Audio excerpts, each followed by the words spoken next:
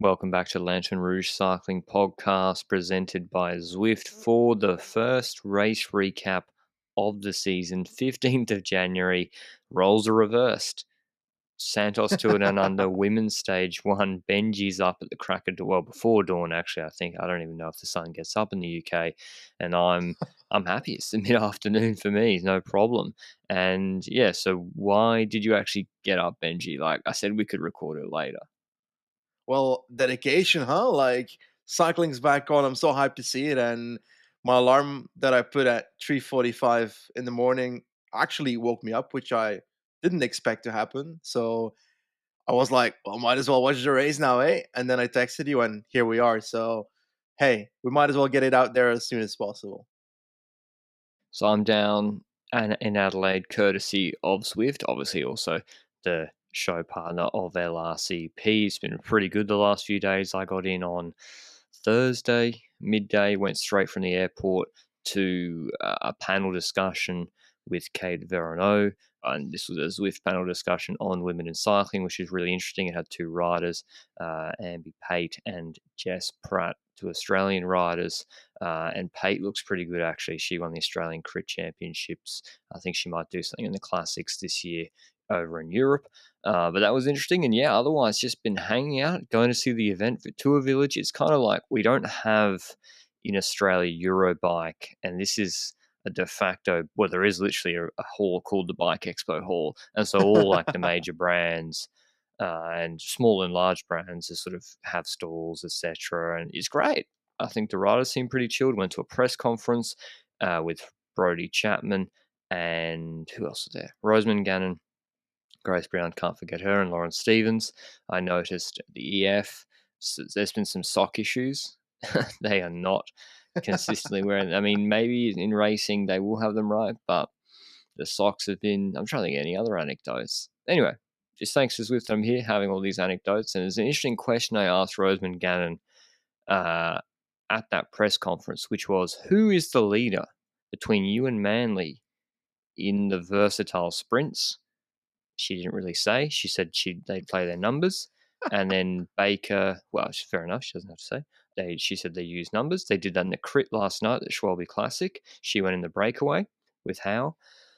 And then Baker would be the main sprinter, which we saw today. So that was sort of an interesting tidbit, Benji, because in this course, it was going to be a sprint always, even though there was like a drag, climb, heavy crosswinds for a lot of the day. What did you think? Like Trek, really strong team, right? But on this parkour, do you just nurse Sprat if she's your GC leader? Do you try and split it in crosswinds where you might leave her behind? They don't really have a top sprinter, like, because Hosking's not there anymore. Yeah, true. But firstly, like you said it, Crosswinds. When I was expecting to watch the Santos Tour Down Under, the last thing I expected was Crosswinds. This ain't the UAE. I was surprised you guys have wind down there. Anyway, when the wind actually was occurring, I do believe that it would be a strategy for Trek to do echelons because Elisa Klein also strong on the flat.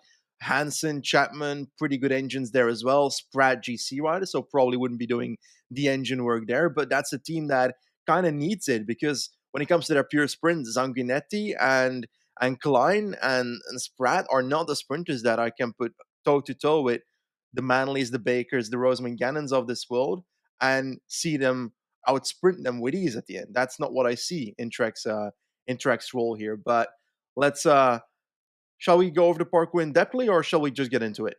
I mean, the park, yeah, it's like from Glenelg on the coast to Aldinger going south, although there's a loop through the Shaffy's climb where there was a QOM sprint, a Cat 4, and then there was a couple of rises, the last of which in Willunga, but not Willunga Hill, but there was a rise about 18, 20Ks, 18Ks from the finish, nothing too severe, some lumps and bumps, but then it was a flat run in for the last 20, finishing at the beach in Aldinger, going north with some crosswind, I think, from their right shoulder. That was the parkour. It's a sprint, pretty Yeah, much. pretty much. But when it comes to that first QM that you spoke about, remember when the Tour de France FOM happened last year and I said that Gladys Verhulst would come out of nowhere and snipe that QM Yeah. point on the Champs Elysees? Well, she No, waited you a bit said she'd win longer. QOM overall. No, Me. I I don't don't think you know, did. I'm but making I that don't up. think I did. But you're making that up. You're right. Now she waited a few months and she took the QM points here. So I guess I can still consider that take of 6 months ago to be half correct. I just got the raise wrong.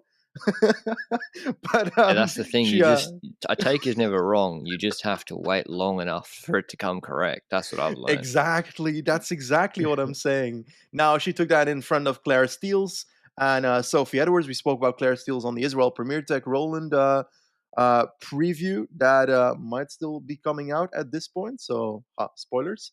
Anyway, Gladys Verhulst take that. She is a new transfer for FDG, by the way. This year, I'm looking forward to see what she will do throughout the season. But outside of that, no real breakaway, no big breakaway for the majority of this first part of the stage. It really came down to the first KOM, no, first intermediate sprint at 55 kilometers to go for action to occur. And it was a bit of a weird run in towards that sprint, to be honest. It felt like there was no real pickup outside of, like, I think it was Luz Adegist or someone in the team of ADG that was pacing at the front of the group.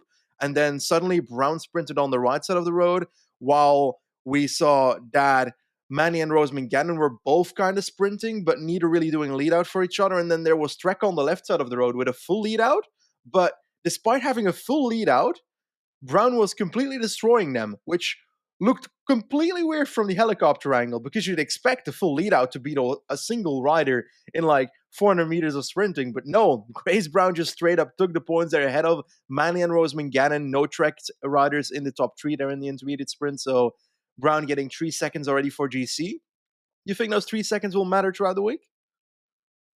Well, I think so. Like, isn't she already like it's because Manley or Roseman Cannon didn't take any in the finish either, so she has the lead on them.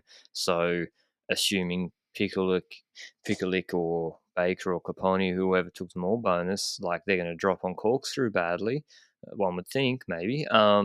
Yeah, every second counts to an under, especially when some of the parkour aren't that hard. So, like, I don't know. This is why I asked the question to Roseman Gannon about Manly and her, Yeah. because I feel like if one of them let out the other, would they have a better chance of, one of them taking the majority of the seconds? Although the converse is one takes two, one takes one. They're only 1 and 2 seconds behind Brown, Yeah. and they stay in GC to be like a dual threat against um, against Brown, but then they didn't use neither of them with a leader in the finish, so they're not taking the sprint bonification. So it's going to be really Because tough. How are they going to beat Brown in GC?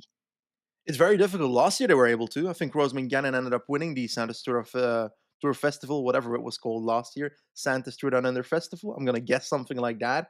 But yeah, and the aspect is, it's not like you can say before the race, Roseman Gannon or Manley, one of them is definitely going to be stronger than the other. It's really difficult to, even for us who watch these races every single day almost, like, it's very difficult to see a big difference between the two because sometimes the one is better, sometimes the other is better. But hey, enough about them for now. We'll talk about them a bit more towards the finish line. Breakaway conversation. Mia Griffin of Israel tried to form a breakaway at 39K to go. Didn't really work, but another break formed not a full kilometer later. So Isabel Carnes from ARA, I think that's Sunshine Coast, one of the Conti teams. They also have a team on the men's side, if I recall correctly. Then Gina Ricardo, which she rides for Bridge Lane women's team, and I vaguely remember that it was a dude on Twitter last year that started tweeting about, oh, how about we crowdfund the creation of a women's team in Australia, and then I saw him tweeting last week in relation to Bridge Lane women's team that it was built somewhat through the crowdfunding. So I don't know if this story is 100% correct. I'm just putting one tweet and another tweet together across the last year. But if that is true, then it's a pretty cool way to start an Australian Conti team together with the men's team that already existed at Bridge Lane. So she was in the breakaway. Then we had Tyrell Jorgensen for co-op. So a three-women breakaway. But the first two riders that I mentioned, the Australians, were the ones that eventually, well, held on longer. They ended up taking the majority of the seconds, if not all the seconds, actually at the next intermediate sprint. So the second intermediate sprint, no seconds for actual sprinters, but it was Jaco and Treg that were holding control together with FDG and the peloton, and the break was basically called at 11k to go. And then something happened, right? With 10k to go, the road turns and Trek Segafredo starts trying to use echelons. I mean, Trek have been trying to use wind to their advantage for years. They did it in Gent-Wevelgem 2021, kind of to good effect, to launch at least along a Borghini. Strong team, particularly like time trialists like Klein and Chapman, super strong on the wind. It did look to me like Spratt wasn't able to pull through. She had to skip a turn eventually. And I'm pretty sure Brown there was a split. They split it. Yeah, Roseman Gannon was right there. Jaco Alula were there, but I think Brown missed it. I yeah. saw one FDJ there, but Brown missed it. And I was like, oh, this is now very big for GC. Unfortunately, at 8Ks to go, I went to commercial break. Not my choice. The TV went to commercial break. And then it came back and they were together. So Oh, I don't know what happened, but I I can presume tell it you. all got pulled back. Oh, you were commercial free. Yes, I was a commercial-free man with 9 kilometers to go, and it was Loretta Hansen, Lisa Klein, and Brody Chapman that did most of the work for that Trek split. And we had crashes in the meanwhile. Like I think multiple riders crashed, including one of the sprinters that would be a top 5 opportunist for today, which is Simone Bollard, which is the rider on Saint-Aubert that we mentioned during the Tour de France Femme that got like a top 10 somewhere, I think, on the Champs-Elysees. But yeah, she ended up crashing, so no chance for her either here. Ali Wollaston was also one of the ones missing the first echelon. So as the sprinter, New Zealand champ, if I recall correctly, that won the Schwalbe Classic a day ago. And you said it, that group formed. Copani was the FDJ rider and it was included. Brown was not, and eventually just the tempo was good, but the wind kind of disappeared. So the groups that were larger ended up coming together and coming back towards the front. For example, Human Powered Health, who missed it, they had riders behind that were trying to get those group back. So teams were taking control of the second and third group who also came back. So we came back with a group of like 30, 40 maybe, and then it was basically silence for the next 7-ish kilometers. And we came towards 2.8 kilometers to go. And that's when a team took it up, a lead out. And that was 3 riders of Jaco Alula. And it's this order: Alexandra Manley in first, Rosamund Gannon in second, and Georgia Baker, as you mentioned, as the last one here. So is this too early? 2.8 kilometers to go. That's Yeah, very early, yeah. right? That's like, usually you need 5, not Yeah. 3 from there, especially with the wind. I don't know if there was some headwind on some of the sections. They did turn. This is on the coast on Aldinga Beach, and Gracie Elvin, I think, just immediately said on commentary, she's like, this is way too early.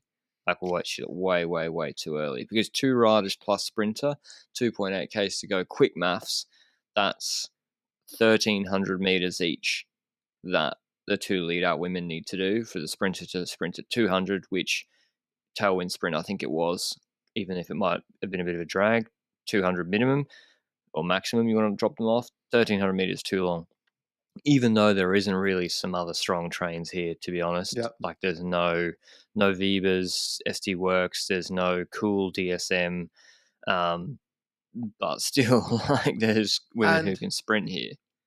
you got to keep in mind that the lead outs that they have working there, Manley and Rosamund Gannon, already threw a shot at it at the intermediate sprint. So they're also not completely fresh anymore. They just had an echelon happening. So a 2.8 kilometer lead out is just very, very long. And I guess they had the benefit, like you mentioned, that there was no other lead out that really shined today. Because let's say it's the Tour de France Femme, then they're definitely getting waved across already. By the time they reach 1.5k to go, they're already gone. So at 1.1k to go, Manley goes at the front. So that's a pull of 1.7 kilometer by Alexander Manley without another team contesting that first spot. So clearly no other great lead out here present anymore. So 1.1k to go. They go towards Rosamund Gannon in front of Baker now.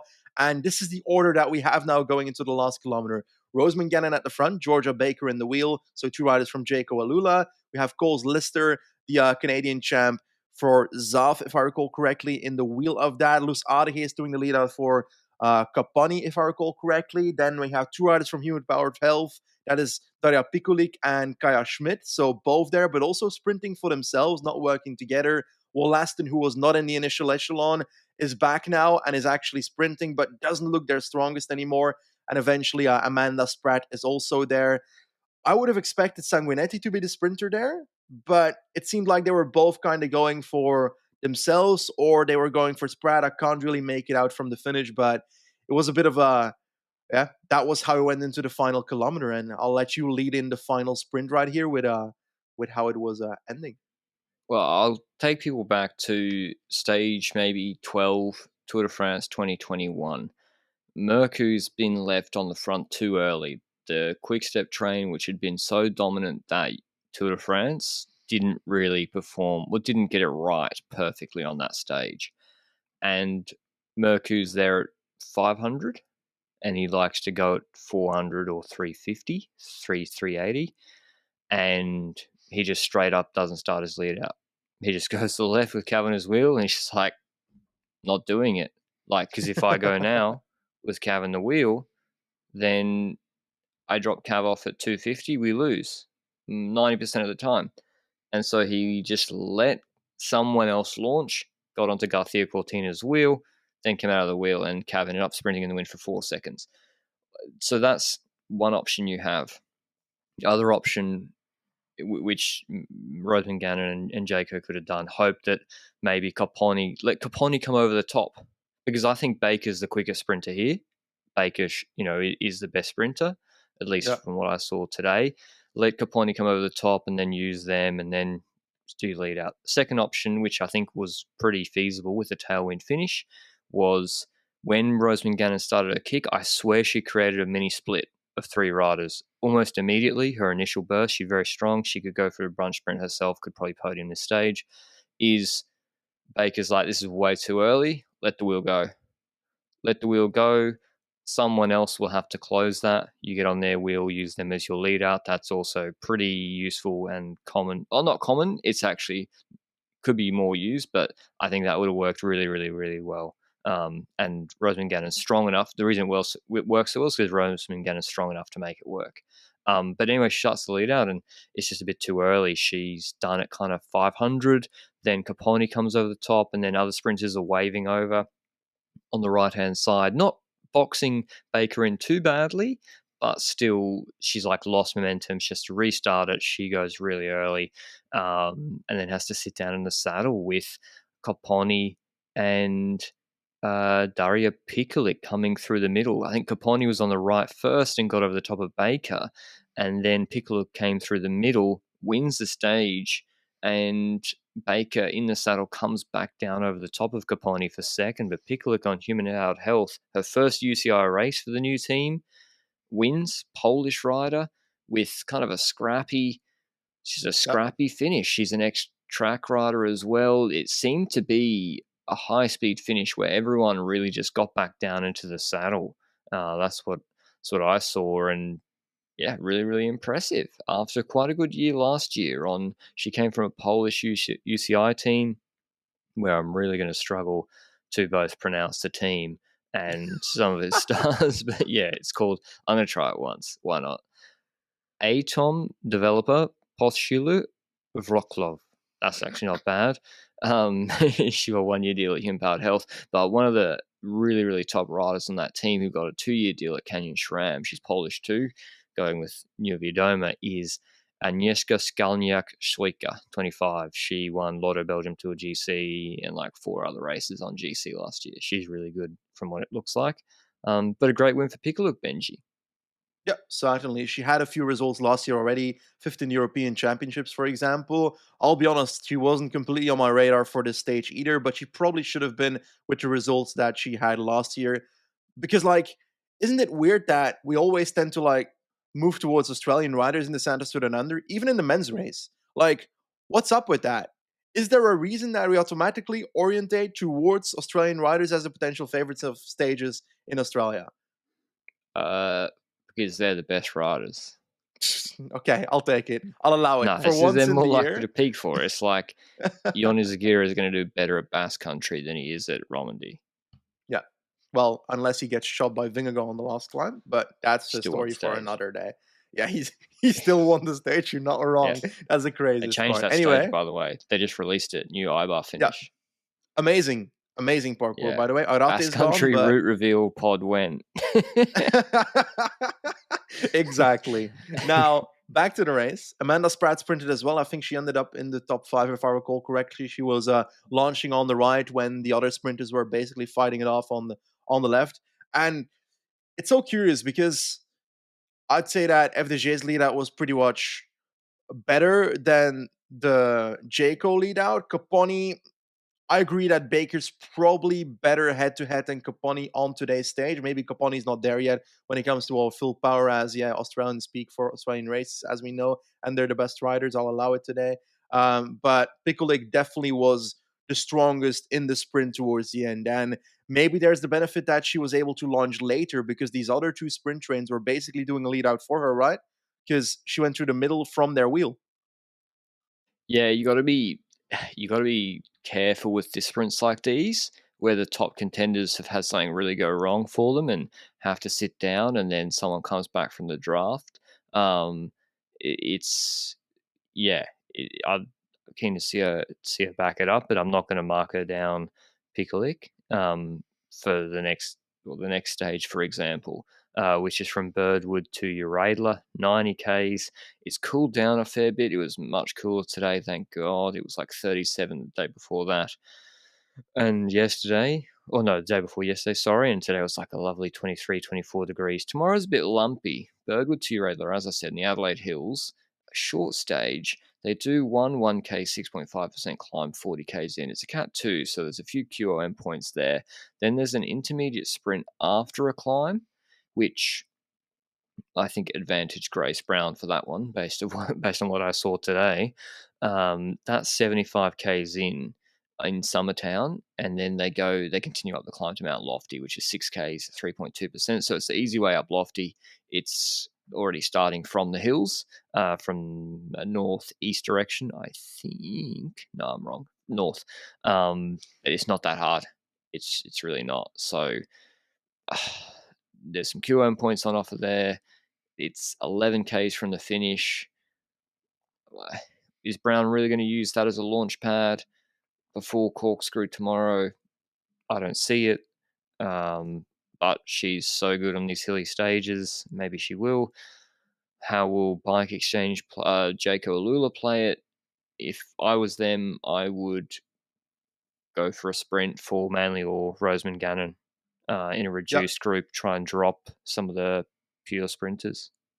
but the team that I'm looking for is again what's Trek Segafredo going to do? Because on paper, they're not the team that has the fastest people at the finish line here. Spratt did sprint to a top 5, but I'm not really seeing her win the sprint against the Rosamund Gannon and the Manley and Sofov in the final leaders. So that's a team where I'm like, what can they do on this parkour? And it's again very difficult because if they do something on that climb, Brown's in their wheel. If they do something on that climb, I doubt they'll drop Manley and Rosamund Gannon. So I don't think there's much Trek can do on the climb per se to create a situation where they can get ahead of something. Now, we already have the fights at the intermediate sprint. You said it. Like, for example, Grace Brown will probably go for intermediate sprint point somewhere. She's got that kick. We've seen it in that Burgos stage 2 years ago.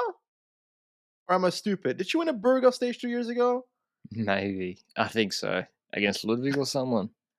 Yeah, I think like a 3-up sprint or something in front Yeah. of like the storming peloton after attacking on the climb before. Anyway, those are far away memories, but that's a team I'm looking forward to try and upset the fact that might be a sprint at the end of the stage once again. Will it be easy enough the climbing for Clara Caponi, for example, to hold on? I don't know, but I'm also leaning towards either the Rosamund Gannon or Manley towards the finish line here.